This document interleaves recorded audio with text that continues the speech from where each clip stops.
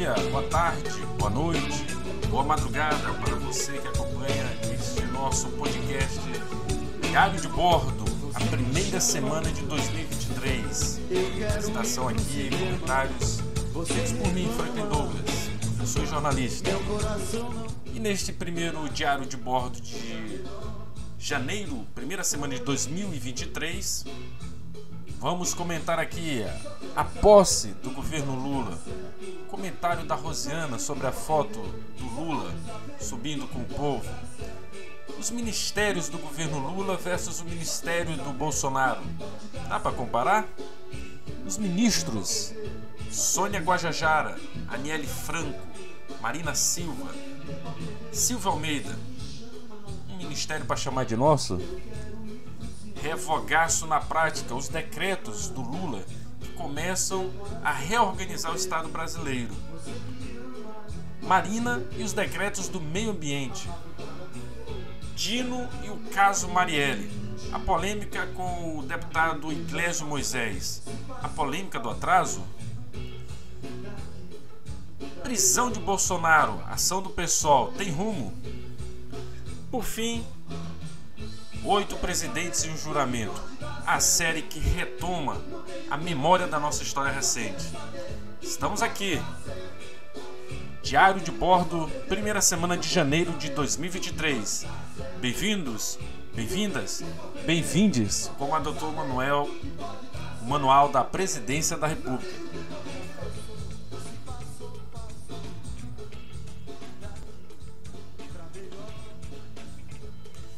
Como diz a música do Titãs, só quero saber do que pode estar certo, não tenho tempo a perder, do álbum Go Back, de 1985.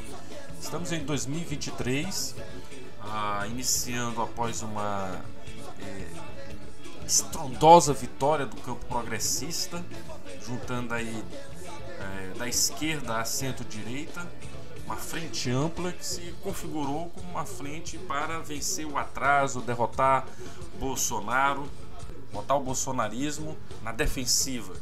Essa foi uma vitória histórica e necessária que tivemos que realizar para poder retomar o debate sobre as políticas públicas e não sobre as polêmicas idiotas do curralzinho do presidente Bolsonaro.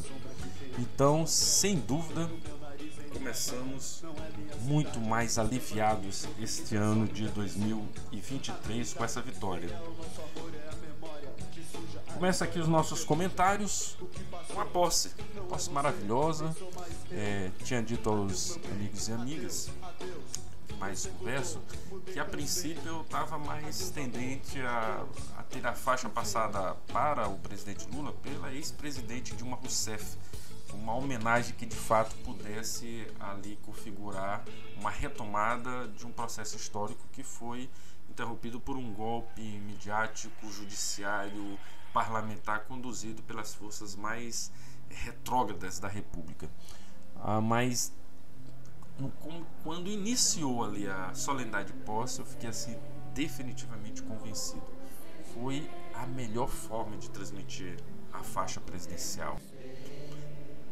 Da pessoa com deficiência, da criança, o futuro desse país, uma criança negra, da pessoa catadora de lixo na situação de vulnerabilidade social, as mulheres, os professores, os metalúrgicos, significando ali também o campo do trabalho. Raul representando os indígenas. Realmente não poderia haver coisa melhor. O Bolsonaro nos deu esse presente. Obrigado, Bolsonaro, por você não ter passado a faixa para o presidente Lula. Foi a melhor coisa que você fez para terminar o seu mandato antes de fugir para Orlando. E na posse do Lula, né, com toda essa simbologia do povo brasileiro passando para ele a faixa, a Rosiana resolveu dar uma tuitada. Rosiana Sarney, deputada federal eleita aí quase que não ia para o Congresso Nacional, resolveu tuitar que a faixa passada pelo povo, como Lula fez, ela já tinha feito lá atrás, em 1998, quando de seu segundo mandato, em que ela está ao lado dela está um negro, está uma indígena, uma criança, uma mulher, simbolizando isso. Não foi exatamente a passagem da faixa, mas ali já querendo passar um simbolismo. O que a Rosiana não esquece, ou melhor, o que a Rosiana esquece, é que se ela se comparou ao Lula em retomar a simbologia do povo passando a faixa, ela esqueceu de que tomou uma posição igualzinha ao Bolsonaro. Ela não quis passar a faixa para o seu sucessor, no caso em 2014, começo de 2015 na posse, que era o Flávio Dino. Não passou a faixa, viajou, fez igual ao Bolsonaro. Então a Rosiana, quando quer, esquece algumas coisas que lhe convém, né? Ministério do governo Lula. Que puta ministério, hein? Ministério até hoje tem dito, o Lula não tá errando em nada. Até agora não errou em nada. A composição do ministério contribui para o equilíbrio das forças todas que apoiaram o Lula no segundo turno. Demarca bem o espaço do PT, ao mesmo tempo que diz que o PT não pode muita coisa, né? Precisa ali organizar o processo, mas respeita os aliados que lhe deram um apoio no segundo turno, como a Tebet, como a Marina, de alguma forma como o PSOL, como os outros atores que chegaram na campanha. E o discurso da primeira reunião do Ministério foi um discurso redondo também, mostrando que os ministros devem receber os deputados, os senadores, os parlamentares, construir uma agenda conjunta, mesmo que tenham desafetos, mesmo que tenham divergências com aquele parlamentar, aquela parlamentar, mas no sentido de estabelecer o que Bolsonaro tinha abandonado, né?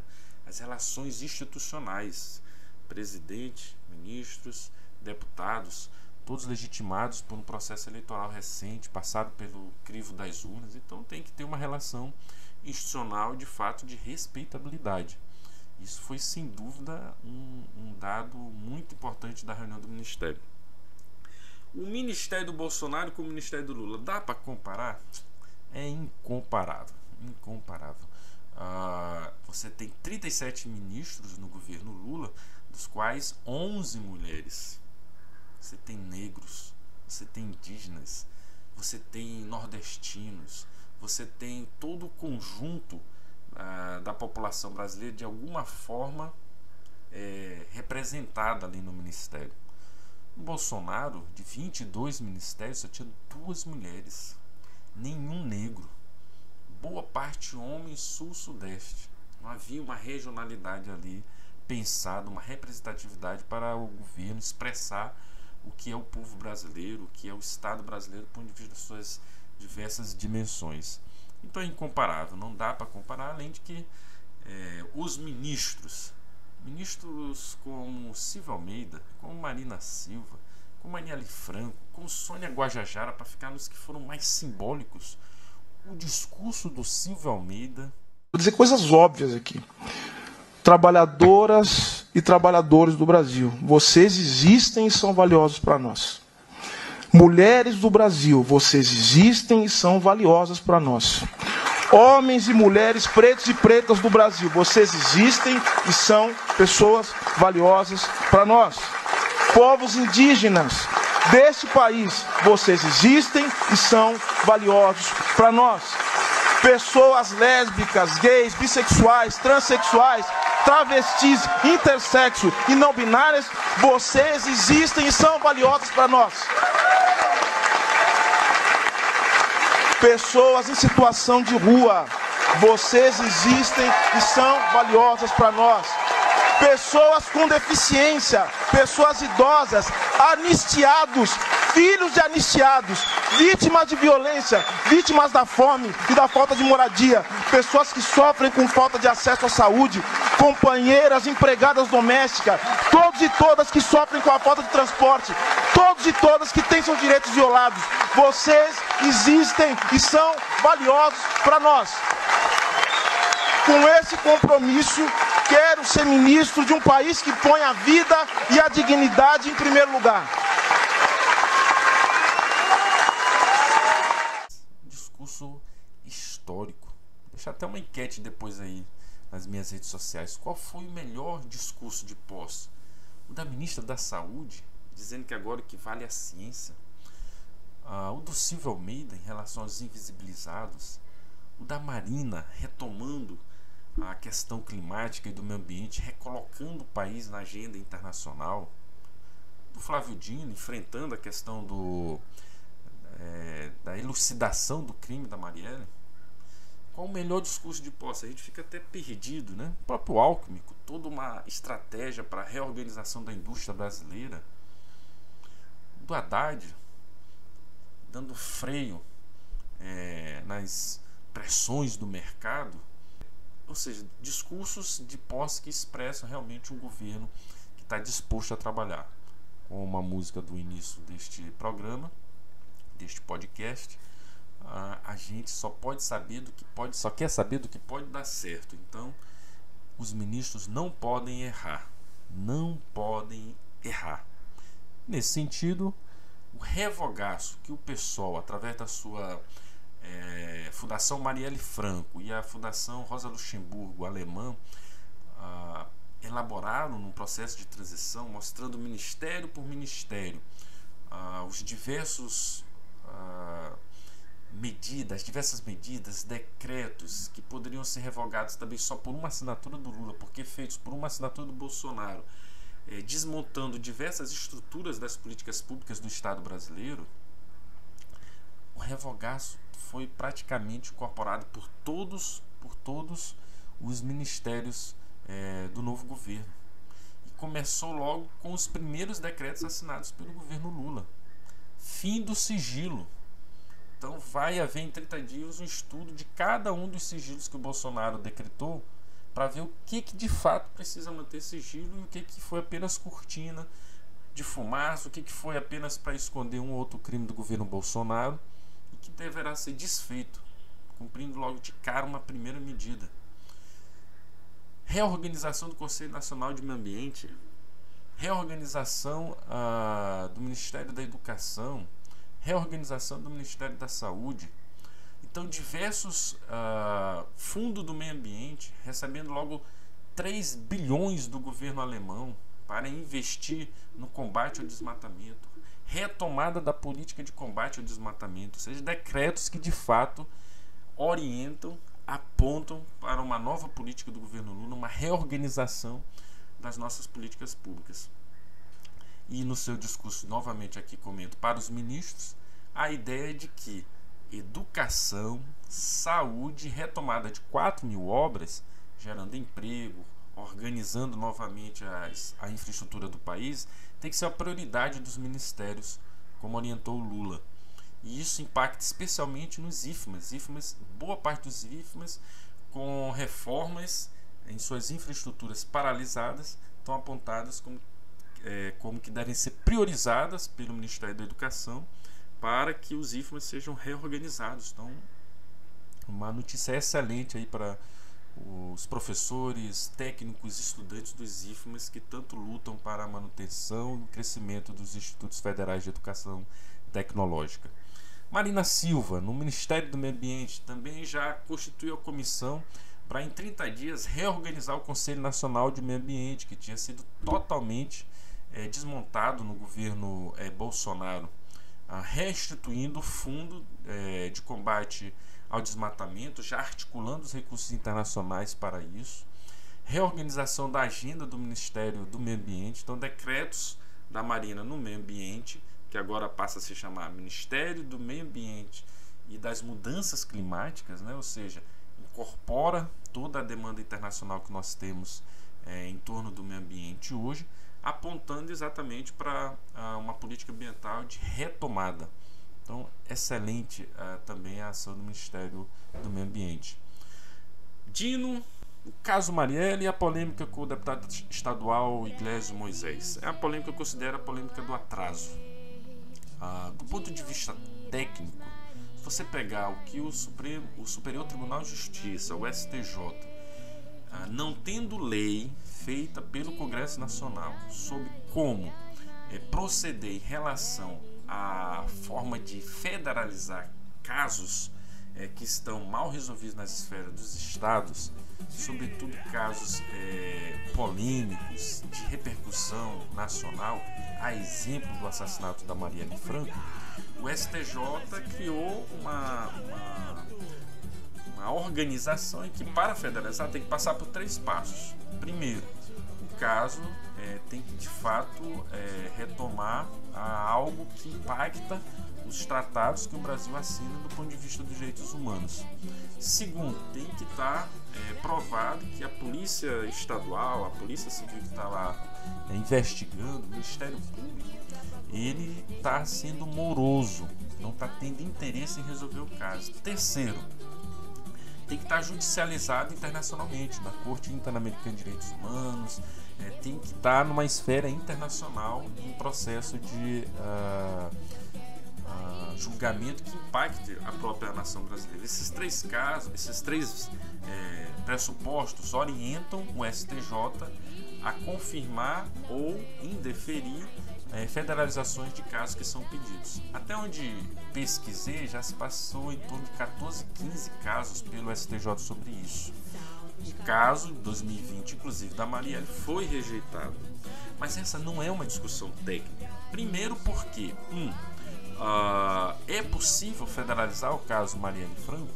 É possível na medida que o Estado brasileiro de fato se mova e volte a pressionar, volte a articular para que Polícia Federal, os órgãos do Estado, etc., de fato encontrem os responsáveis, os mandantes, melhor dizendo, pelo crime de Marielle Franco.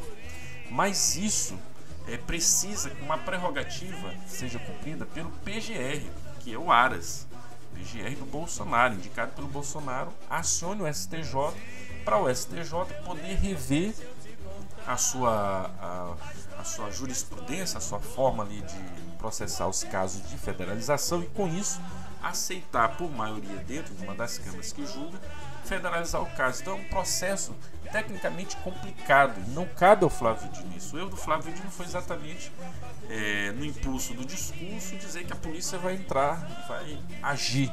Não é bem assim. Mas a questão não é técnica, a questão é política. E politicamente, o Flávio está correto do ponto de vista de que este é um caso que tem que ser priorizado pelo Estado brasileiro.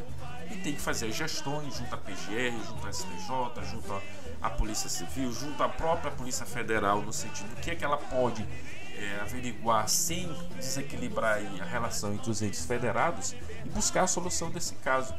Equivocado está o deputado Iglesias, que querendo ser agora uma voz do bolsonarismo, ele que é uma incoerência política ambulante, ficar ao lado do sigilo, ficar ao lado do Carluxo, ficar ao lado da família Bolsonaro, ficar ao lado dos milicianos e não querer que esse caso seja resolvido. É essa que é a polêmica que está instalada. E nós devemos estar do lado daqueles que querem aprofundar, de fato, a averiguação de quem mandou matar Marielle e elucidar, de fato, esse caso brasileiro. Totalmente equivocado o deputado inglês, ainda que levante tecnicamente aquele monte de prerrogativas, que mostra o seguinte: ali é um julgamento eminentemente político. Se as condições técnicas e jurídicas forem dadas, haverá mudança de entendimento do STJ. E há um elemento que pode estourar aí por essas semanas. O sigilo, o decreto que o Lula levanta os sigilos, um deles está exatamente sobre o caso Marielle. O que será que tem escondido? Esse fato novo pode, inclusive, reorientar o posicionamento do PGR, reorientar o posicionamento do STJ e trazer o caso à esfera federal. É por isso que devemos lutar. A coisa tá feia. Por fim, há uma ação do PSOL no sentido de pedir a prisão do Bolsonaro. Essa ação tem rumo? Tem rumo, sim. São vários os crimes que o Bolsonaro cometeu e que ele precisa responder.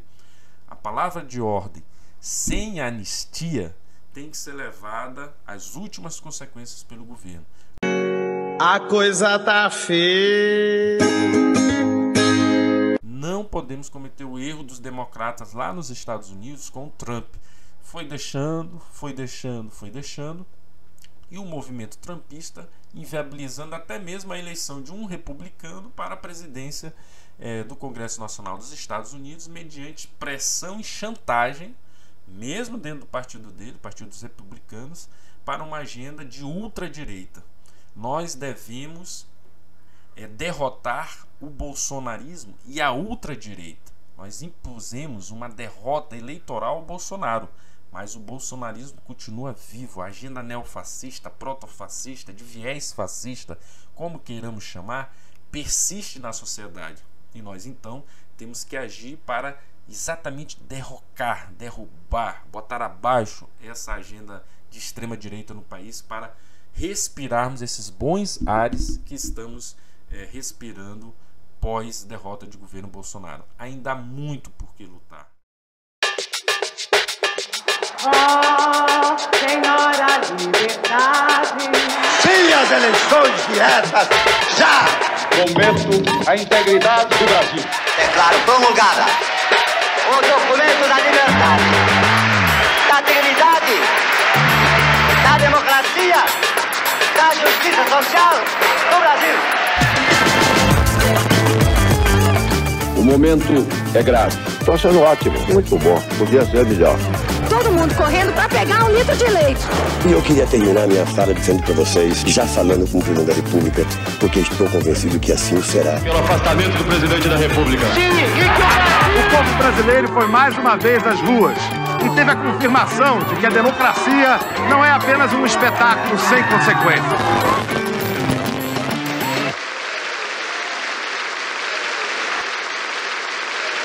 Que Deus nos ajude que isto se cumpra. E fecha aqui o nosso podcast, exatamente com uma das séries que passou essa semana na Rede Globo, extraordinária. 8 presidentes, um juramento, da Carla Camurati, retomando desde a luta pelas diretas já, passando pelo governo Fernando Henrique, pelo governo Itamar, pelo governo Collor, pelo governo Itamar, pelo governo Fernando Henrique, pelos 2 governos Lula, pelo governo 1 da Dilma e 2 da Dilma com o golpe. Então, uma série para a gente rememorar, relembrar como a luta democrática tem sido importante no nosso país. Como dizia o Francisco de Oliveira, sociólogo, querido sociólogo, tem um livro aqui dele, o Chico de Oliveira, em que ele coloca exatamente isso. O que temos de retomada, tá aqui, autor de diversos livros como Crítica à Razão Dualista, O Ornitorrinco, né? Vários livros que eu tenho aqui do Chico de Oliveira. Ele dizia assim: o que temos de democracia no Brasil, ela foi arrancada pela luta e pela força dos trabalhadores. Chico de Oliveira nos explica isso, nos alerta para isso. A democracia, o que temos dela, foi uma luta dos trabalhadores.